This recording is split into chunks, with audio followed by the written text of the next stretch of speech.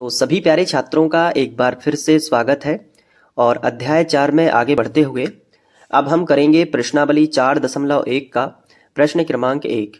तो प्रश्न क्रमांक 1 के अंदर 8 सवाल दिए गए हैं, तो एक एक करके सभी सवालों को करेंगे। सबसे पहले प्रश्न पढ़ लेते हैं। इसमें दिया है कि जांच कीजिए कि क्या निम्न द्विघात समीकरण है। मतलब हमें समीकरण दिए गए हैं और बताना है कि क्या ये द्विघात समीकरण है। तो द्विघात समीकरण क्या कहलाता है? मैंने आपको द्विघात समीकरण का व्यापक रूप सिखाया है। द्विघात समीकरण में 2 की घात होना जरूरी है। तो हम इस समीकरण को हल करेंगे और अगर उत्तर में 2 की घात प्राप्त हो जाती है तो हम कहेंगे कि यह द्विघात समीकरण है।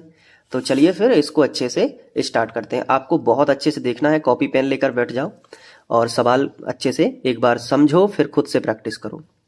सबसे पहले सवालों को करते कैसे हैं? सबसे पहले हम लिखते हैं जो हमें दिया गया हो, तो हेडिंग डालेंगे हल दिया है और ये पूरा सवाल यहाँ पे लिख लेंगे। ठीक है, इस तरीके से। अब आपको यहाँ पे देखना है कि ये देखो a प्लस बी का होल स्क्वायर की सर्वसमीका यहाँ पे लगेगी, क्योंकि कोष्टक के ऊपर वर्ग लगा है और प्लस वाली सर्वसमीका है। तो ये सर्वसमीका मैंने आपसे कहा भी था कि इसको अच्छे से आपको याद कर लेना है। तो ये है a धन b का होल स्क्वायर बराबर a square plus B square plus 2ab। तो a प्लस बी यहाँ पे लिखा है x प्लस 1, तो a का मान कितना हो जाएगा?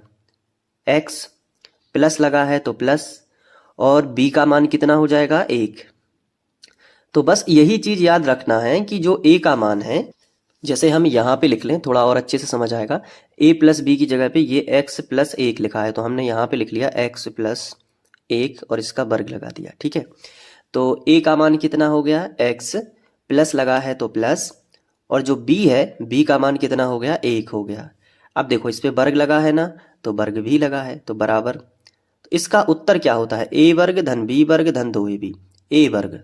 तो a का मान कितना है? x, तो हो जाएगा x वर्ग। ठीक है, तो यहाँ पे आप लिखोगे x वर्ग।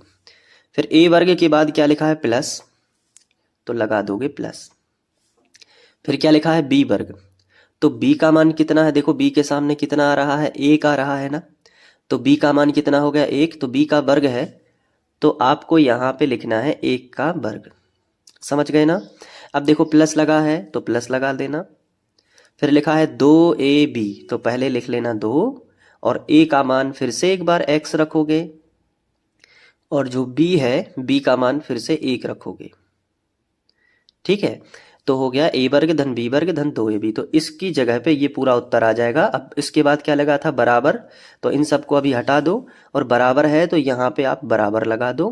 फिर लिखा था 2x माइनस 3, तो देखो 2 का गुणा x में हो जाएगा और 2 का गुणा इस 3 में भी होगा, -3 में, क्योंकि कोष्टक लगा है। तो कोष्टक का मतलब क्या होता है? गुणा।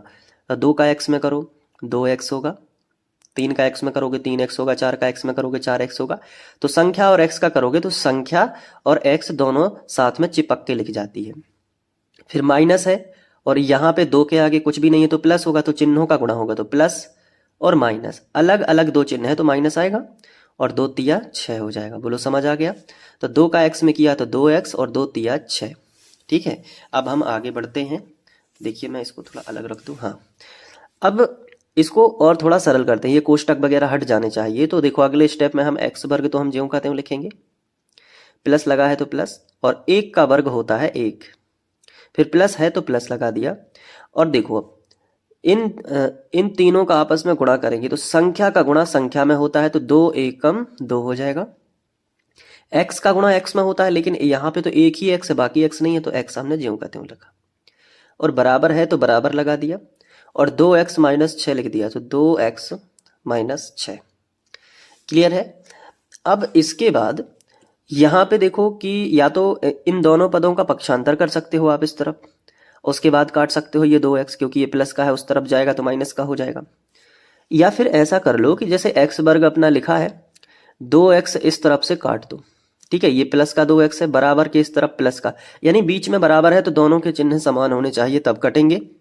ठीक है, अगर इनका पक्षांतर करते तो वो माइनस का आ जाता, तो एक प्लस का 2x एक माइनस का 2x कैंसिल हो जाता। तो अभी हम लिखेंगे x वर्ग प्लस 1, और बाकी जो ये तो कैंसिल हो गया, ये माइनस का 6 है ना, इसका भी पक्षांतर कर लो बराबर के इस तरफ, तो माइनस का 6 हो जाएगा प्लस का 6 और बराबर में कुछ नहीं बचेगा तो 0 कर लो। तो यही आंसर आ गया आखिरी का, क्योंकि अब ना तो जुड़ रहे हैं ना घट रहे हैं ना गुणा हो रहा, कुछ भी नहीं हो रहा, तो ये आ जाएगा। अब यहाँ देखो 2 की घात आई है ना, बिल्कुल आई है, तो लिखोगे हाँ द्विघात समीकरण है, हाँ द्विघात समीकरण है, बन जाएगा ना। इस तरीके से इसको हल कर देना है, कोई दिक्कत वाली बात नहीं है। अब हम करते हैं दूसरा सवाल। यहाँ पे 1 था, 1 और -6 7 हो जाएगा, इतना बस कवर कर लेना, थोड़ा ध्यान नहीं दे पाया, बाकी सब सही है। ठीक है, तो ये हो जाएगा द्विघात समीकरण है।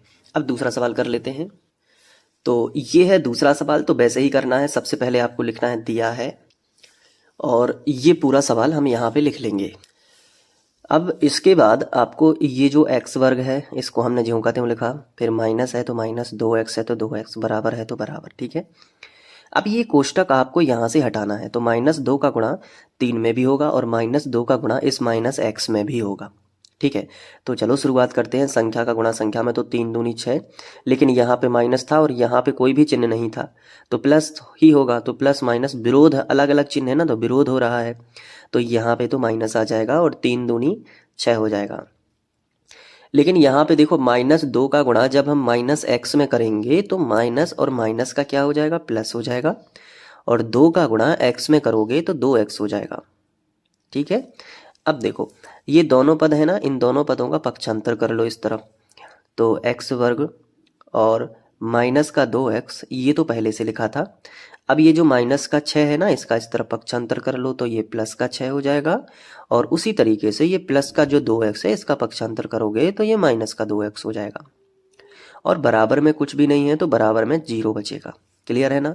अब इसके बाद आपको क्या करना है, x वर्ग तो हमने ज्यों का त्यों लिखा, -2x और -2x टोटल हो जाएगा माइनस का 4x। ठीक है, और प्लस का कितना हो जाएगा, तो प्लस का 6 हो जाएगा, और बराबर में कितना बचेगा, 0। मतलब x वर्ग वाला और कोई पद था नहीं, तो हमने x वर्ग वाला ज्यों का त्यों लिखा। अब देखो यहाँ पे x वाला पद एक तो ये है और x वाला पद एक तो ये है, तो दोनों x वाले पद हैं तो दोनों आपस में जुड़ और घट सकते हैं। तो माइनस का 2x यहाँ पे था और माइनस का 2x यहाँ पे था, तो माइनस माइनस का माइनस का 4x हो गया, और प्लस का 6 संख्या, और यहाँ पे संख्या थी नहीं तो संख्या को हमने ज्यों का त्यों लिखा। और देखो अब ये उत्तर आ गया। अब इसमें 2 की घात आई है क्या, बिल्कुल, तो ये द्विघात समीकरण है, क्योंकि इसमें अधिकतम घात 2 की है, तो लिखेंगे हाँ, फिर लिखेंगे कि द्विघात समीकरण है, द्विघात समीकरण है। तो ये जो है इस तरीके से आपको ये दोनों सवाल करने हैं। तो हम दो दो सवालों को लेंगे ताकि जो है आप बोर भी ना हो और छोटे छोटे वीडियोस में आपको गणित अच्छे से समझ में आती जाए। तो पहला सवाल और दूसरा सवाल यहाँ पे हमने कवर किया है। अब दोनों सवालों को आप अच्छे से लिख लीजिए। तो ये था अपना पहला सवाल, ठीक है, तो इसको भी आप अच्छे से नोट कर लेना, वीडियो को पॉज करके लिख लेना। इसके बाद ये है दूसरा सवाल, ठीक है, तो दोनों सवालों को आपको बहुत अच्छे से लिख लेना है। अब हम अगले वीडियो में पहले ही सवाल का तीसरा और चौथा करेंगे। तो मिलते हैं नेक्स्ट वीडियो में, बाकी प्लेलिस्ट से आप पढ़ते रहना। Thank you.